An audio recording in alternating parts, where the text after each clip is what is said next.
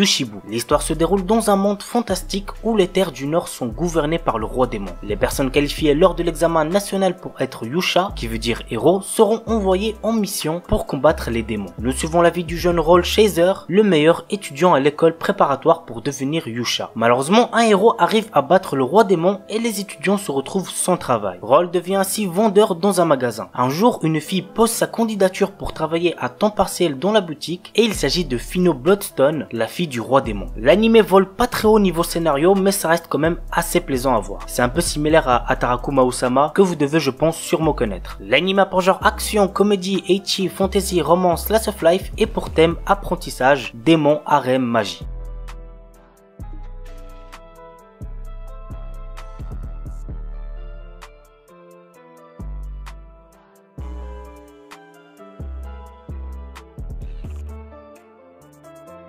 Alderamin on the Sky. L'empire Kachvarna est en guerre contre son pays voisin, la république de Kyoka. Ikta Solork, notre héros, est paresseux et déteste la guerre, mais il passe pourtant des examens pour devenir un officier impérial. Personne n'imagine que ce jeune homme de 17 ans pourrait demain diriger une armée. Il se retrouve alors sur le front, aux côtés de Yatorishino XM, une femme ambitieuse. L'anime a pour genre action, aventure, comédie, drame, fantasy, romance, seinen, pour thème combat, guerre, militaire, et compte un total de 13 épisodes.